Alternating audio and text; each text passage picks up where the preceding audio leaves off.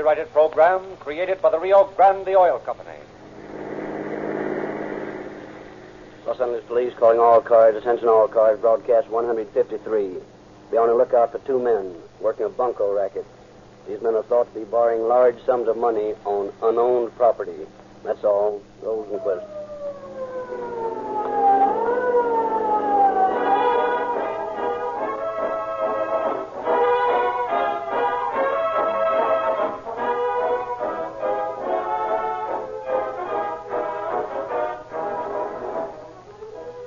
Rio Grande Oil Company wishes to express its appreciation to the thousands of independent dealers throughout this territory who have contributed so largely to the amazing success of Rio Grande cracked gasoline. Primary credit is due, of course, to the superiority of the gasoline itself. Refined by the famous patented Sinclair cracking process, it combines a balanced ratio of instant starting, fast acceleration, and surging power. City and county purchasing agents make tests of gasoline before they buy. They are not influenced by showy service stations and extravagant advertising claims. As a result, more police cars, fire engines, ambulances, and other emergency equipment are powered by Rio Grande cracked gasoline wherever it is sold than by any other brand. Police car performance. That's what city and county equipment must have. And that's why Los Angeles, Oakland, Maricopa County, Arizona, and many, many other cities and counties are using Rio Grande cracked gasoline exclusively. The man who has repeated this story of police car performance to you motorists is the independent Rio Grande service station operator, and our hats are off to him in appreciation. His enthusiasm, courtesy, and desire to render the finest service you can get in your neighborhood has benefited us all. Drive into the station tomorrow and try the thrill of police car performance.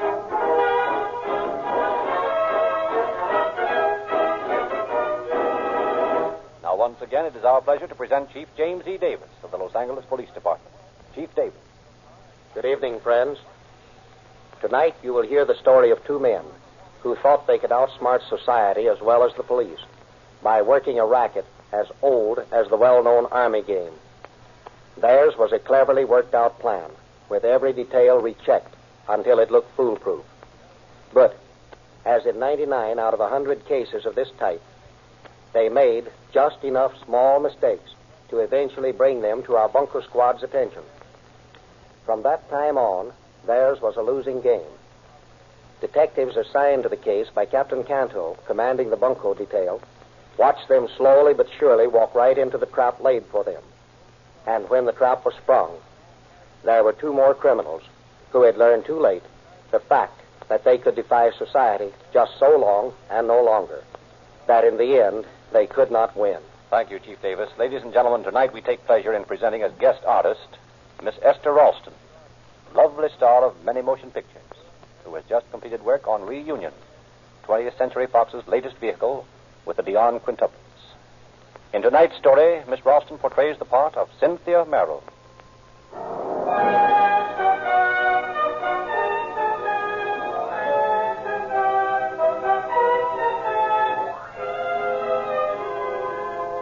Hollywood, the melting pot of the world. Here, in the glare of the mighty lights, comedy and tragedy go hand in hand. Men and women from all parts of the globe build dream castles. Watch them crash at their feet. Hollywood and a small bungalow apartment.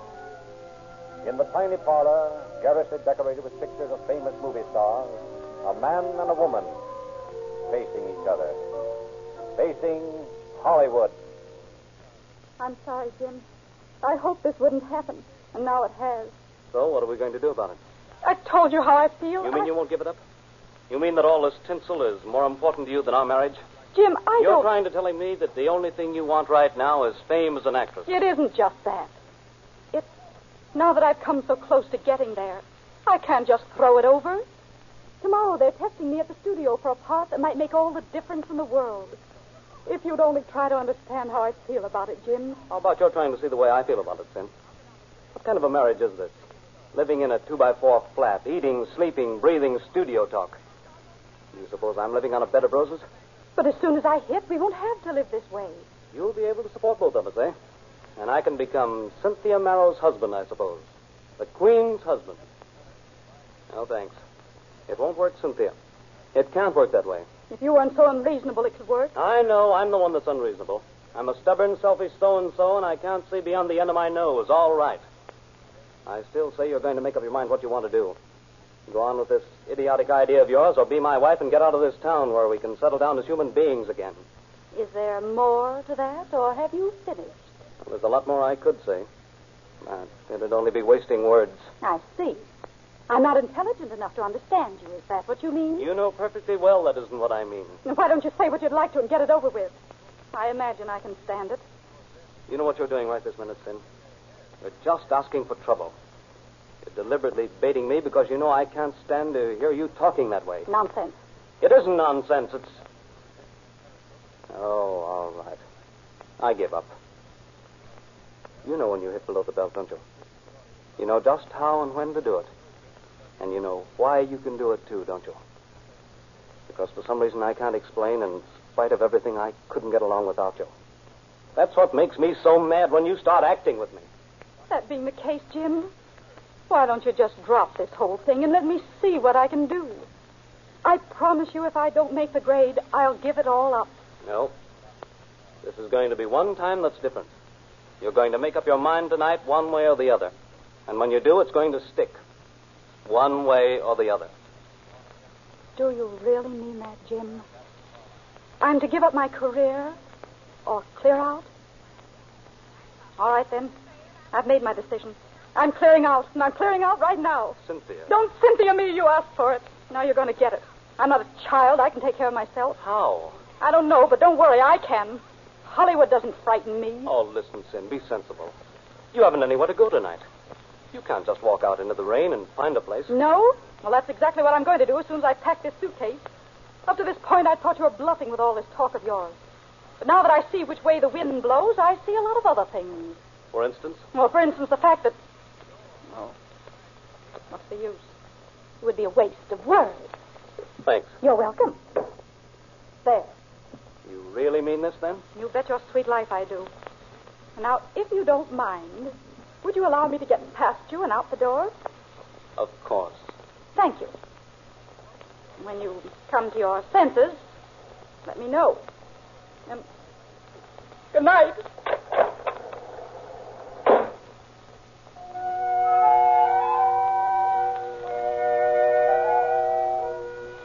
So, movie-struck Cynthia walks out of her house into the drizzling rain, and Jim alone spends the next 2 hours walking the floor, wrestling with his problem. Then reaches for the phone, dials a number, holds a hurried conversation. And 30 minutes later... Mr. Merrill? Yes. I'm the private detective you sent for. Donato's the name. Oh, how do you do? Now, come on in out of the rain. Thanks. I hadn't realized it was raining so hard. Nasty night. Not the pleasantest I've ever known. Sort of unusual weather for California. Yeah, of course. Now, come on in and have a chair, Mr. Donato. I'll try to explain the situation in as few words as possible. This isn't a matter for the police by any chance, is it? Police? Oh, no, not at all. Well, to be frank with you, I've just had a quarrel with my wife, and she's walked out on me. I don't know where she's gone or who she might be with, anything about her. I'm going crazy worrying about it. I see. Sort of domestic difficulties? Well, you see, Cynthia, that's my wife. She's nuts on the idea of being a great actress. Thinks she's got what it takes and all that. You know how it is. Yes, I know how it is, Mr. Merrill. In fact, I'd say roughly that 3 out of every 4 cases of domestic trouble I run into are caused by more or less the same thing.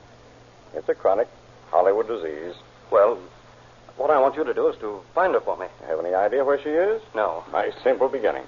Well, go ahead. Well, when you find her, I thought you could sort of keep an eye on her and let me know what she does. Tell me one thing, Mr. Merrill, before we go any further. Is there another man in this? Oh, I don't think so. In fact, I'd stake my bottom dollar there isn't. That, at least, is unusual. Why, I mean, as far as these things go. Oh. Well, it's just the fool movie bug that's responsible for this. And I know if she gets out wandering around, she'll get into some kind of trouble. That's what's driving me crazy. I think I see what you want, all right. A daily report of her activities when and if I can locate her for you, right? Well, I guess that's it. What I want is to hear that you found her and that she's all right. Will you let me know about that part of it as soon as you get news? I certainly will, Mr. Merrill. I don't know just where I'll get wind of her, but if you'll give me a picture of her and some details of her recent activities, I think I can manage it. Fine. Anything you want to know, I'll tell you. The main idea is find my wife.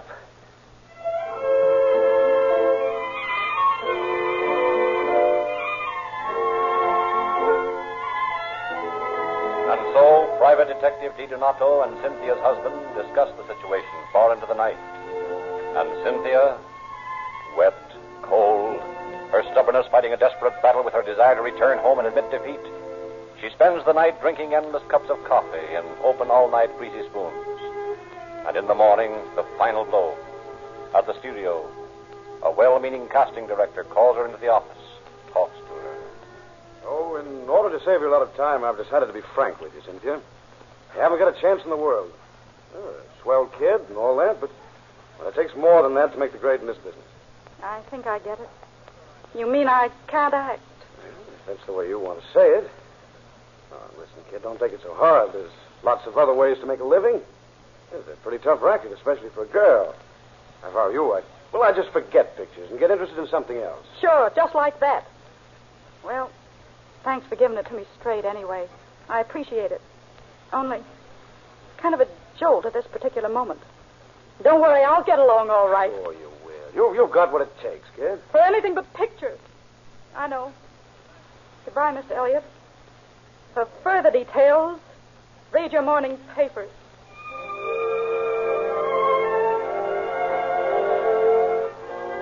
So Cynthia finds herself with a choice of two things. Admit defeat and go home to Jim, or take the first job she can land, doing anything. And after a day spent in answering want ads, trudging from this place to that and back again, her luck takes a sudden turn for the better.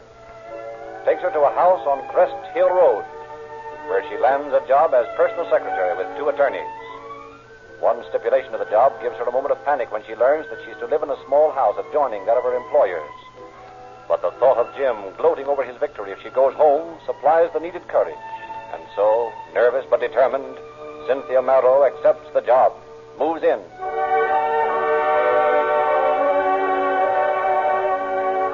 A week goes by. A week in which Cynthia discovers some strange things about her new position. There seems to be nothing for her to do. No letters to write. No phone calls to answer. None of the things she was hired to do. And a sudden uneasiness grows within her. Then, one night, as she is talking to her employers, the answer is revealed. I have a little job you can do for me tomorrow, Miss Merrill. It's vitally important to me. Yes, Mr. French? I want you to go downtown with me to a loan company. Yes. And I want you to be a Mrs. Crandall. Mrs. Crandall? Right, Mrs. Crandall. But I don't see quite what... It isn't necessary that you see anything. The important point is that you are a Mrs. Sarah Crandall, that you own the property at 2128 Crest Hill Road, and that you sold it to a party by the name of Victor French about 2 months ago. Victor French? Well, that's your name. Exactly. But, Mr. French, I can't do that. It would be breaking the law. That is our business, Miss Merrill, not yours. But, Mr. Denton, it is my business. I was hired as a secretary. You were hired to do what we wanted you to do. Mr. French has just told you what that is. Well, I won't do it. I thought there was something funny about this whole thing. Now I see what it is. And now that you see, you'll do exactly as we say. Oh, no, I won't. I'm not going to let you drag me into a mess. You're going to do exactly as we say. And I might as well tell you, Miss Merrill, that Mr. French and I are not in the habit of speaking lightly. I cannot impress upon your mind too strongly the fact that you will do as we instruct. And you will not say anything to anyone about it. Do I make myself clear? And if I don't do as you say, Mr. Denton? Then I am afraid you will be sorry. Intensely sorry.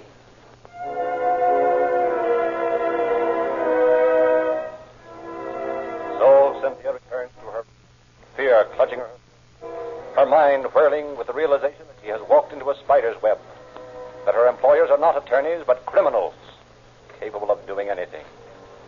And it is while she is sitting on the edge of her bed, thinking desperately, on the verge of tears from sheer fright, that a sudden noise at the outside door turns her heart to ice.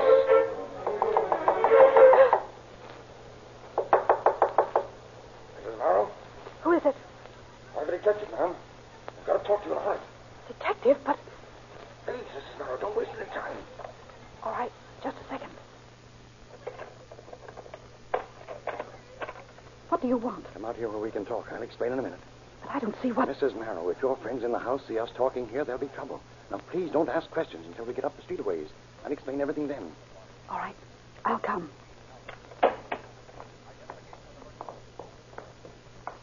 We'll go up here out of the light. How did you know my name was Mrs. Marrow? I've been watching for you a week. I heard every word those men said tonight. Now, will you believe me when I say that I'm here to help you? I'd like to. All right. We can talk here without being seen. Now, look, Mrs. Marrow, I know you're in a jam, and I know that you're going to be in a worse one unless we act. Will you do just as I say and not ask any questions? But I don't understand what you're doing here. Why are you watching me? That's unimportant at the moment. Will you do as I ask? Yes. Good. Now, tomorrow, you go with those men and do exactly what they say to do. Don't cross them up in any way. But I don't... Please. After you've done all that, figure out when you can get away from here for an hour or so. You can do that, can't you? I think so. Good. Now, when you've figured it out, call me at this number. I'll meet you, take you to my office, where we can make plans. Now, will you do that? I'll try. But I can't understand all this. Where you came from and why you're watching me. I'll tell you all that when I see you at my office. But now we've got to be careful, very careful. All right. I'll do my best. And I don't know who you are, but thank you. Well, that's all right. I've a good reason for it. And don't lose that telephone number. I'll be waiting for a call.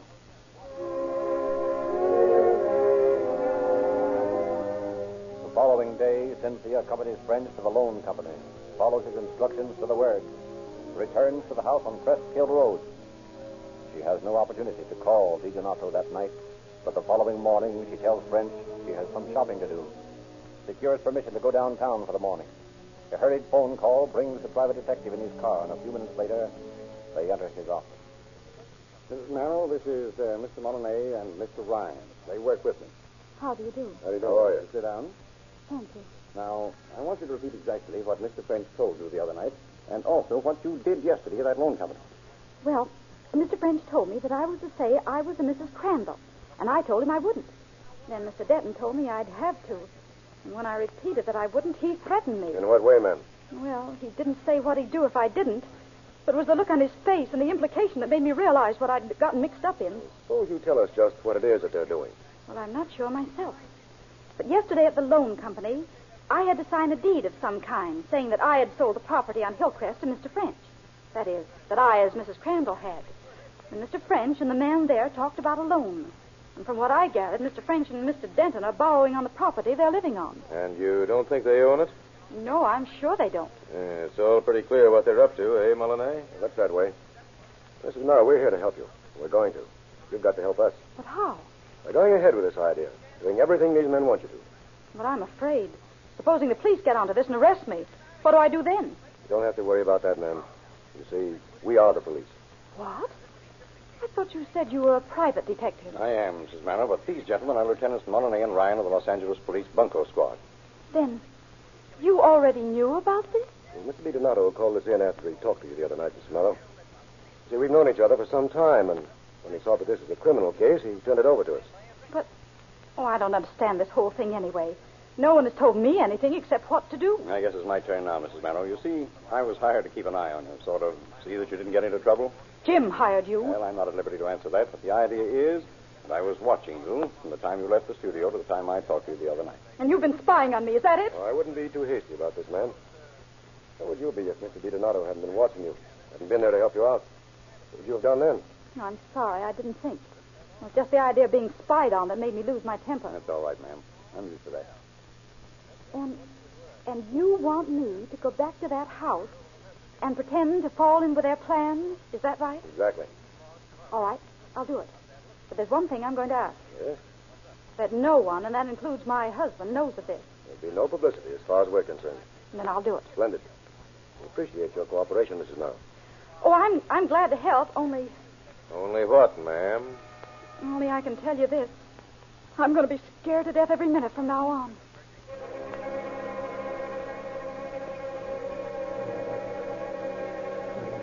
Cynthia Merrow returns to the Crest Hill house, her mind whirling.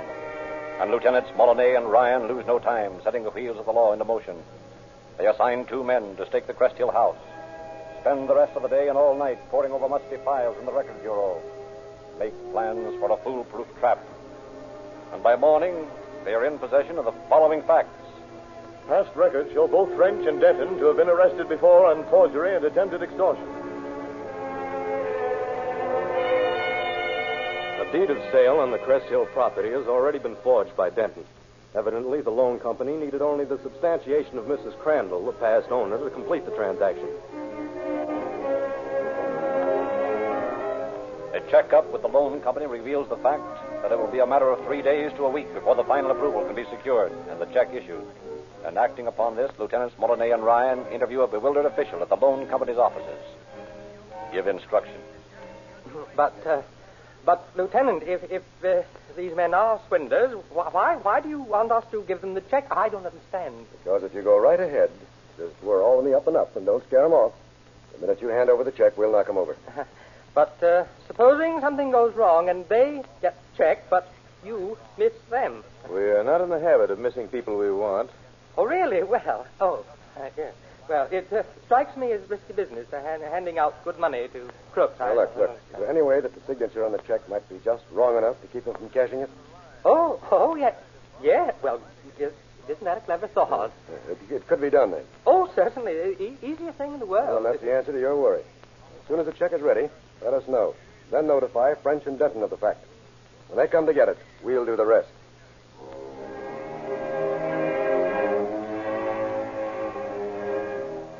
Returning to headquarters, Molyneux and Ryan lay their plans before Captain Canto, head of the bunco squad. Secure 5 men to assist them. 2 are sent to the Crest Hill house with orders to watch French and Denton day and night and report every move. The other 3 are staked out in front of the loan company building. Then, with final plans made, Molyneux and Ryan settle down to await developments. 2 days pass. Nothing happens. 3 days. 4 days. And then on the morning of the 5th, a hurried phone call from one of the detectives at the Crest Hill house. I think something's up, Lieutenant. There's another fellow around here, a young kid with a car. Looks as though they were getting ready to go somewhere. Good. Don't lose sight of them for a second. Call me back at either this number or the one I'll give you now if anything breaks. Okay. Write this down. The stakeout in the drugstore across from the loan company. Normandy 5270. Normandy 5270. Got it. Well, don't lose it. Don't worry, I won't. In company with his partner, Ryan, Molyneux loses no time in making final arrangements.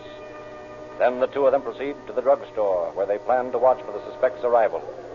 Well, unless I miss my guess, things ought to start happening before long. I hope you're right. I hate to have anything go haywire at this point. I'll get it. Okay. Hello? Ryan? Yeah. French and the girl have just left the house. They got a car and some kid driving. Good. How about Denton? He's still at the house. That's not so good. Wonder what the idea is, leaving him behind. Can't tell. I'll call you if he leaves. All right. Goodbye. Now, what's up? French and the girl are on the way down. They left Denton at the house. Something screwy. That's queer. I figured they'd try to get the check cashed and then beat it out of town. This Denton angle doesn't fit that idea. Hold everything. Hello? Ryan? Yeah. This has got to be fast. Denton's getting ready to leave. He's waiting on the corner here for a bus. I'll hop it with him and call you first chance I get. Okay, don't lose it. Don't worry. I'll stay here till you call back. Do it as soon as you can. Okay. Denton's waiting for a bus. Guess he's coming down here, too. It's funny they're splitting up. Jim's going to ride the bus with him and call me here as soon as he can. Good. I'll fix the locating. Then come up to the office. I'm going up there now. Hey, what if French and the girl get here without Denton? I'll have to figure that out when it happens. I'll check up with the boys on the way up. I'm going to stick around close. Okay. See you later, and good luck. Same to you.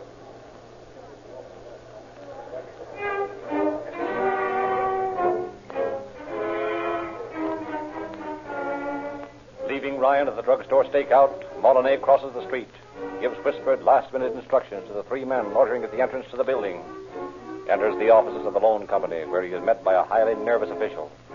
Assuring him that nothing can slip, he hides in a little booth from where he can see the official but cannot be seen himself. The minutes tick slowly on.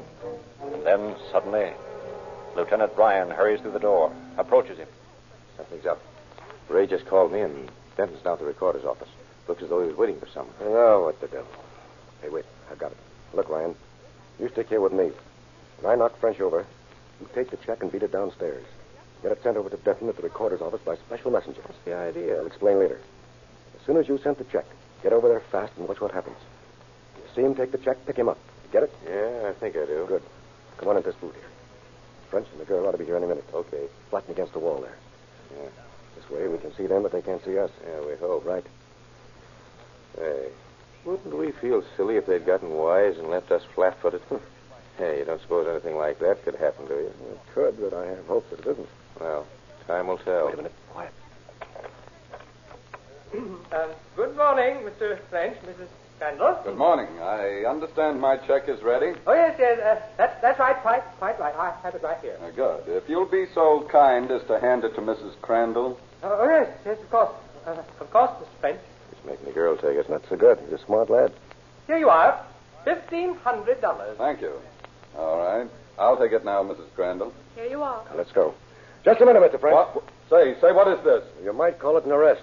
Come on, put out your hand. What does this That's mean? what it looks like, French. The end of the line. Oh, just take that check. Thanks.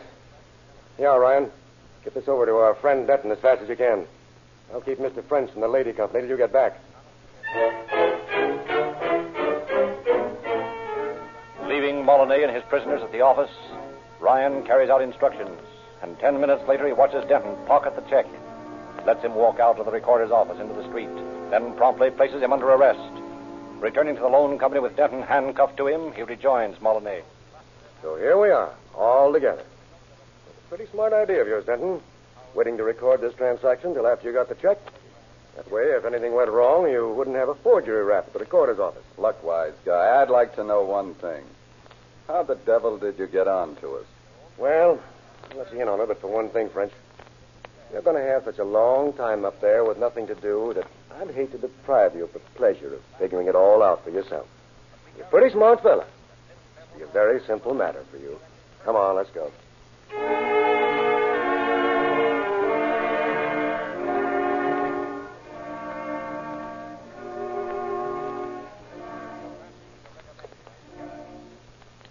French was found guilty of grand theft and conspiracy against the loan company.